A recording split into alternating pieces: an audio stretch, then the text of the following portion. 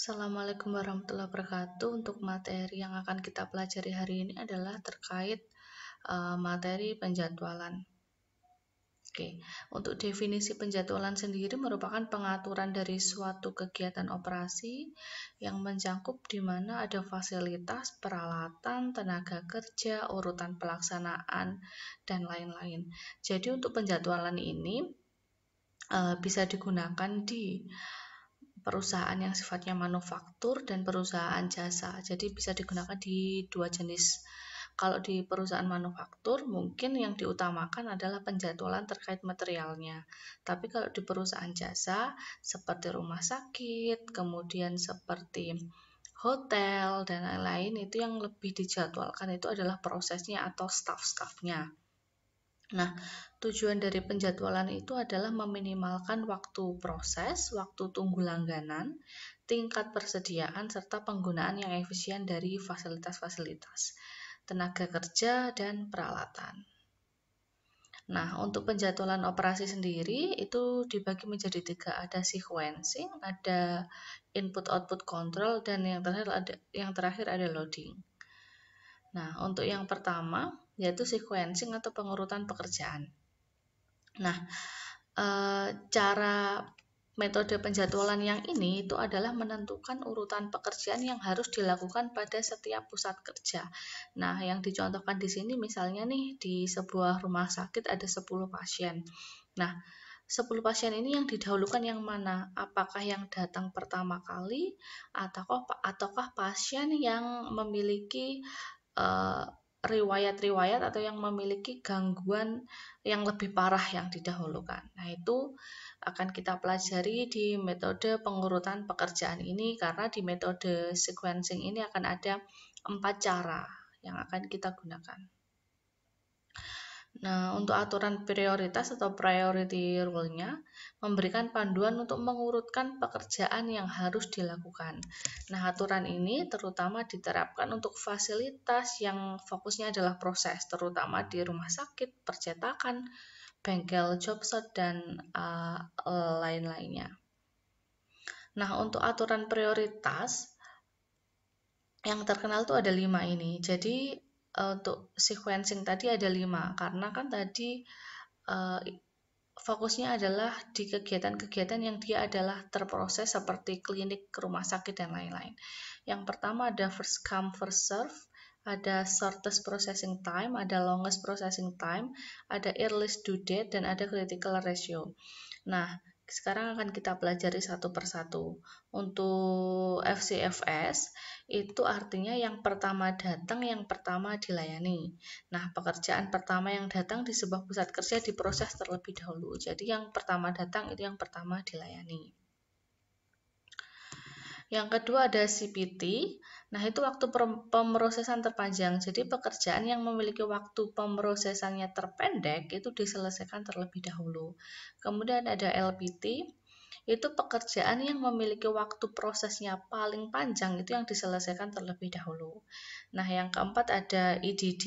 Itu pekerjaan yang memiliki due date atau deadline batas waktu yang paling awal itu dikerjakan terlebih dahulu. Nanti akan kita pelajari cara perhitungannya penjadwalan menggunakan kelima metodenya, termasuk metode rasio. Nah, untuk kriteria penjadwalan itu dapat dilihat berikut ini. Ada minimasi waktu penyelesaian, ada maksimasi utilisasi, ada minimasi persediaan barang setengah jadi, work in process, kemudian ada minimasi waktu tunggu pelanggan. Ini adalah kriteria penjadwalannya. Oke. Nah, sekarang kita mencoba untuk menghitung atau mempraktekkan kelima metode, yaitu ada metode FCFS, ada SPT, LPT, dan EDD. Ingat, keempat metode ini tadi kan memiliki kriteria yang berbeda-beda. Kalau FCFS yang pertama datang, yang pertama dilayani. Kalau SPT itu yang pemrosesannya paling singkat yang dilakukan pertama kali. Kalau LPT itu yang memiliki waktu pemrosesan yang paling lama itu yang akan dilayani. Kalau EDD itu adalah yang memiliki deadline atau jatuh tempo yang paling cepat itu akan dilayani terlebih dahulu. Nah, misalkan ini ada 5 pekerjaan, ada pekerjaan A, B, C, dan E. Nah, di sebuah arsitek ya ini ya, perusahaan arsitek gitu. Nah, untuk waktu pemrosesannya itu masing-masing pekerjaan ini untuk A 6 hari, B 2 hari, C 8 hari, D 3 hari, dan E 9 hari. Kemudian untuk batas waktu pengerjaannya ada 8, 6, 18, 15, 23. Waktu pemrosesannya ini, batas waktu pengerjaan artinya adalah deadline-nya. Deadline-nya adalah ini. Dari masing-masing pekerjaan. Dari data ini, kita disuruh untuk mempraktekkan mana sih metode penjadwalan yang paling bagus dari keempat metode ini. Oke, mari kita lanjutkan sekarang. Nah, untuk metode FCFS tadi, ingat FCFS ini adalah yang datang pertama adalah yang paling dilayani. Oke, nah kalau seperti itu kan berarti urutan pekerjaannya A, B, C, D, E. Karena ingat FCFS yang datang pertama yaitu pekerjaan pertama adalah pekerjaan yang harus dilakukan. Berarti kan tidak ada perubahan. Waktu pemrosesannya ini berarti jumlah waktu pemrosesannya ini dijumlah ada 28. Nah, untuk aliran waktu ini kan berarti untuk urutan pekerjaan A 6. Kemudian untuk pekerjaan B berarti 6 ditambah 2 berarti menjadi 8. Kemudian aliran waktu yang C 8 ditambah 8 16. Aliran waktu yang ke D 16 tambah 3 sama dengan 19. Dan yang terakhir 19 tambah 9 sama dengan 28. Jadi untuk aliran waktu ini kumulatif dari setiap pekerjaannya. Jumlahnya ada 77. Nah, untuk deadline-nya itu kan ada 8, 6, 18, 15, 23. Jadi kalau kita bandingkan antara aliran waktu dengan keterlambatan itu kan bisa dilihat. Jadi kalau aliran waktunya 6, batas waktu pengerjaannya 8, otomatis kan nggak ada kendala karena pasti terselesaikan karena due date-nya 8 dan aliran waktunya 6, jadi 0. Sedangkan yang bawahnya ini aliran waktunya 8, dia butuh waktu 8 tapi due date-nya itu hanya 6, berarti kan pasti ada keterlambatan selama 2. Begitupun dengan yang bawahnya. Aliran waktunya pekerjaan yang harus diselesaikan itu 16, tapi batas waktu pengerjaannya 18. Otomatis terselesaikan dong. Beda dengan yang D. Aliran waktu yang harus diselesaikan itu 19. Batas waktu pengerjaannya hanya dikasih 15. Berarti keterlambatannya berapa? 4 hari. Dan selanjutnya pun juga sama seperti itu. Sehingga keterlambatannya di sini adalah 11. Oke. Nah, untuk aturan FCFS ini kita harus menghitung 4 poin ini. Yang pertama waktu penyelesaian rata-rata berarti jumlah aliran waktu total dibagi jumlah pekerjaan. Jadi 77 hari dibagi dengan 5 karena tadi jumlah pekerjaannya ada 5 A, B, C, D, E. Nah, hasilnya 15,4 hari. Utilisasi jumlah waktu proses total dibagi jumlah aliran waktu total. Ada 28 dibagi 77, jadi 36, sekian. Pun dengan jumlah pekerjaan rata-rata dalam sistem, berarti jumlah aliran waktu total dibagi waktu proses pekerjaan total. Hasilnya adalah 2,75 pekerjaan.